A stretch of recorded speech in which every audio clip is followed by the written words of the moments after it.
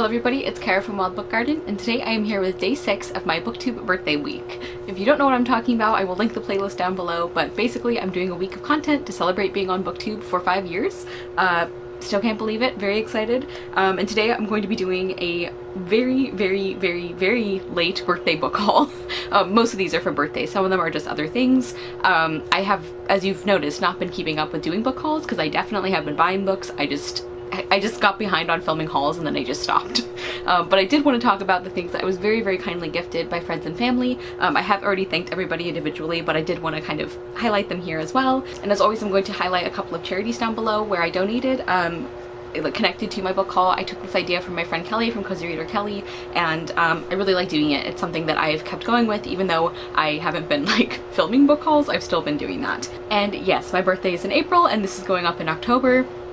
I don't want to talk about it. I told you, I got behind. Also, if you can hear the fan, I'm very sorry. It is a really hot day here again, but I do always have captions on my videos. So let's get into it. These are in no particular order. I'm just going to share the lovely things that friends and family gave me for my birthday, and for a couple of other things that I'm just including here, even though they weren't specifically birthday presents. So first, my lovely friend Hannah from Ball Guns and Books gave me some bookmarks and other goodies.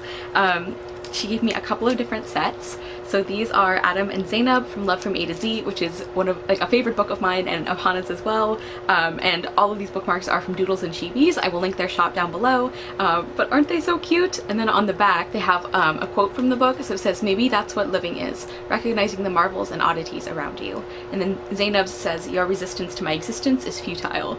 I love these so much. I have already been using them, and these as well. We have a little crew here from the Witchland series by Susan Dennard, which Hannah and I have buddy read quite a few books in that series now, so it's extra special. We have Iseult, who is one of my favorites, Edwin, who is arguably one of my other favorites, and Safi. You know what? I think Hannah just gave me all of my favorites because I was about to say the same thing. But I love all of them so much. These are definitely my favorite characters in the series, and I have been loving using these. They have quotes on the back as well. But yeah, I will link that shop down below. I have been loving using these bookmarks. Thank you so much, Hannah. And then she also gave me 3 different wax melts. So I've talked about how I've gotten very into candles lately, and I also had recently gotten a wax melter, so Hannah's timing was absolutely perfect. The one I'm holding is the Gardens at Pemberley. All of these are by Capsule Candleco. I will link them as well. You can see that I've already used some of these, and I've been using the others as well, which is why I don't have them with me. But the scents were the Shire and I think Mr. Darcy, I think was the other one. But they all smell wonderful, and these are a really great alternative or option for using candles. I obviously still love candles, but it's nice to have these as well. So thank you so much, Hannah. Then my friend Hut from Badger Reads gave me 2 different books. One of them, this was such a fun surprise because this wasn't super on my radar.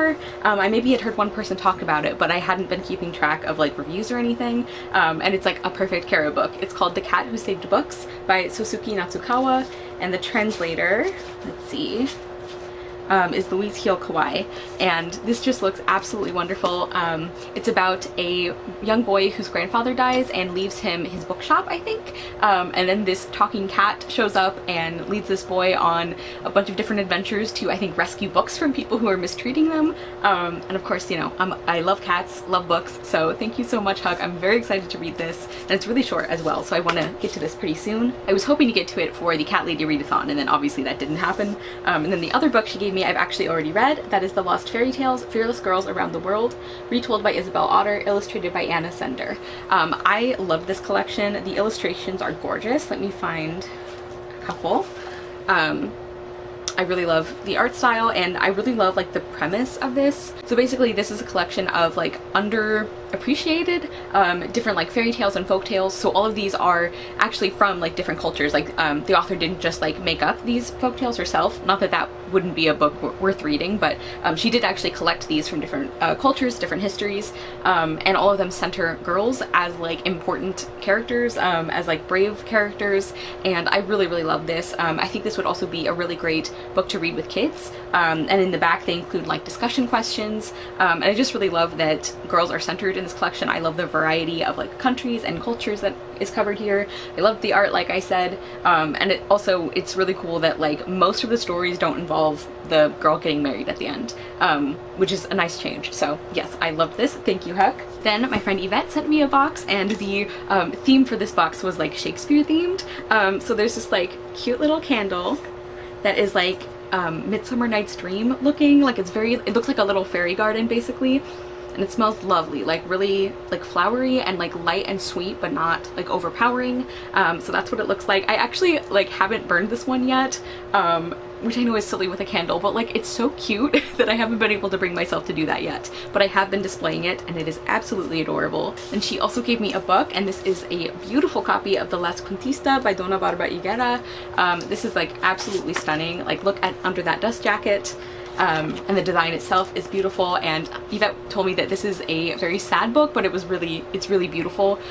So I'm glad I have that warning. I will be prepared for when I go into this, but I've heard like nothing but fantastic things about this. I think this actually won the Newbery, I'm like 90% sure, and I've had friends who have really loved it. I know Yvette loved it, I know Kelly did, I think Amanda and Krista also loved this. Like basically I have heard only good things, and I'm very excited to get to that. And then she also gave me a World of Shakespeare puzzle. Adam Simpson is like the one who I guess like designed this or like did the art. This is 1,000 pieces. I have already put it together. It was like absolutely wonderful. The art is beautiful, and it's also kind of a like seek and find puzzle in a way, because once you like put it together, you can like turn the instructions over, and there's like a bunch of different things that you're supposed to see if you can spot, like different characters from Shakespeare's plays, Shakespeare himself.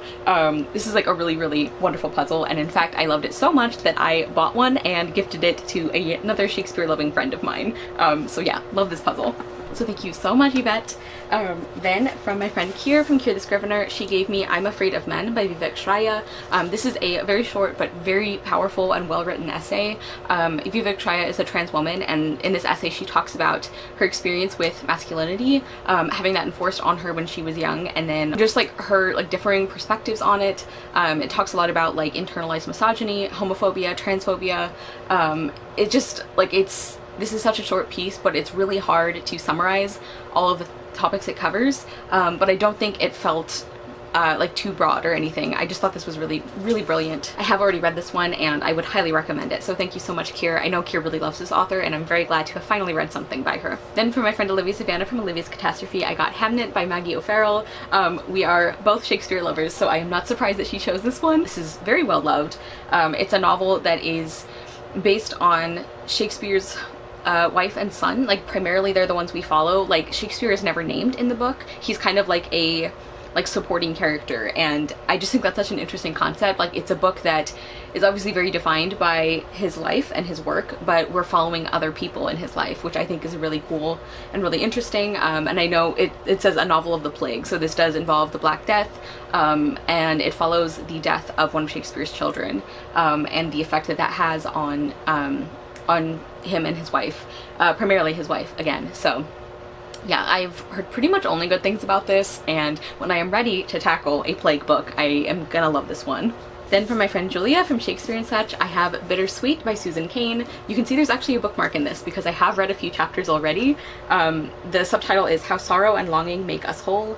This is by the author of Quiet, and I am already loving this book. It's basically about I mean, what it says, like sorrow and longing, and like why those things, like why the bittersweetness is a feeling that is so intrinsic to the human experience, and why it is important. Like why that's not something that we should treat as a bad thing. The note just fell out where Julia says it's so incredibly on brand that she had no other choice about what to get me, which is true.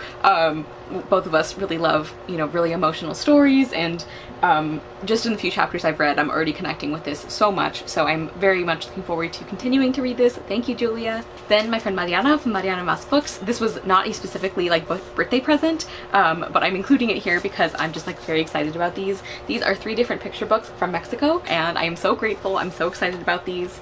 This first one is a trilingual picture book called Popowú for Children. So it has the English, the Spanish, and the Nahuatl text, which I just think is so cool. So this is like a folktale or a series of folktales that is written in 3 languages. So like for example, this is what it looks like, and I really really love like the design, and I think the art style is really interesting. I really enjoyed learning about folktales. Like we did a little bit of that in some of the Spanish classes I took, and that was always one of my favorite parts, so I'm really excited to have this. And then she also gave me another picture book, Mi Cuerpo y Yo, un poema de Jorge Luján, and this one she actually included little translations on sticky notes, and I'm really looking forward to getting to this.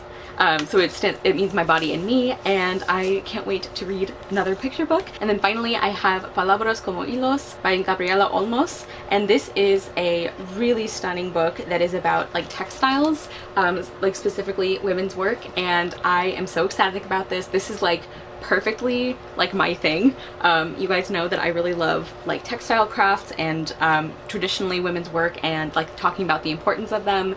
And I am so excited. Like Mariana said, when she saw this one, she knew she had to get it for me, which yes, she has good taste. She knows exactly what I like.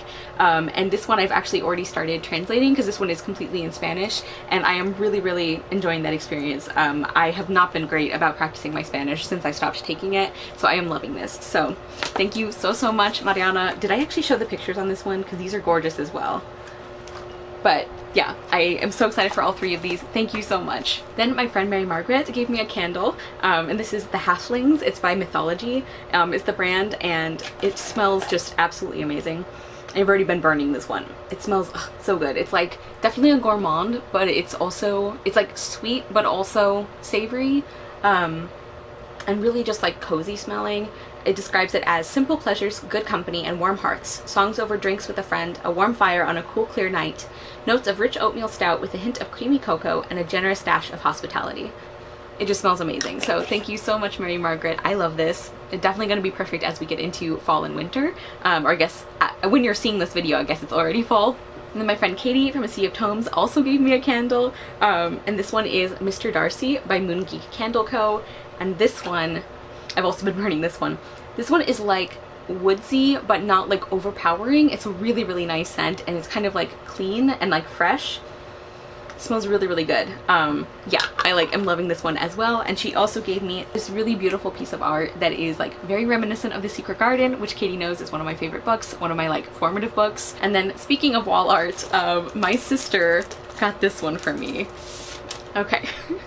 I love this so much. So this is an art piece based on I think one of the most iconic videos on the internet, which is these two guys who were playing Heads Up, and there was some controversy, some discussion, I guess it was three guys who were playing maybe, over Glinda the Good Witch and whether or not she was a princess. If you have not seen this for some reason, I will link it down below. It is one of my favorite things in the world, and like there's actually art of it.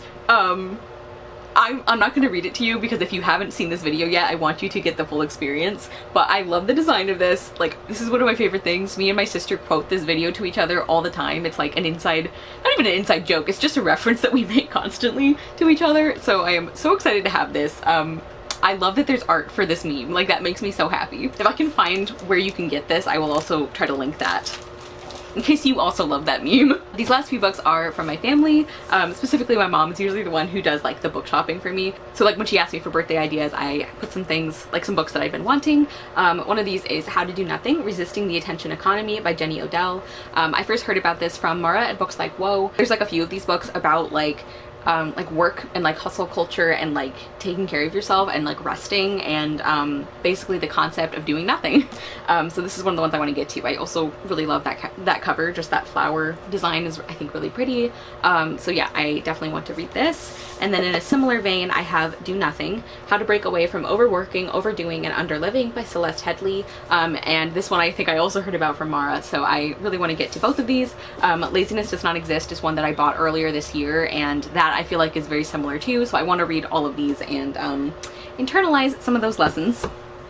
And the last book that I got is this really beautiful, really heavy book called Facing Beauty, Painted Women and Cosmetic Art by Aileen Rivero. You guys probably know because I've talked about this multiple times, but I really love nonfiction that is about like beauty and makeup and cosmetics and like the politics around that, the social history, the effect it has on different cultures, the way they're perceived. etc. I just find that incredibly interesting, and so this was not a cheap book. It's the kind of thing that I probably wouldn't have gotten for myself. So when my mom was like, I need birthday ideas from you, I was like, this is one that I would really like, even though it's definitely a splurge. But yeah, just really beautiful, like, what do they call those? Not prints. I can't remember what they call it when it's like a painting that's reproduced in a book, but you know what I mean. And I just think this looks really interesting. I'm hoping to read this pretty soon, and I'm very excited to add this to my like beauty nonfiction collection. So, okay everybody, so that was my many months late book haul. I didn't want the whole year to go by without, you know, officially posting this and everything. But thank you so much for those of you who gave me something. It was just so kind of you, and of course I never like expect gifts or anything. I'm so grateful for all of you guys who watch and comment, and like all of our interactions online just like make me so happy. So thank you for doing that. Thank you guys so much for watching. I will see you soon with another video, and I hope you love the next book you read. Bye!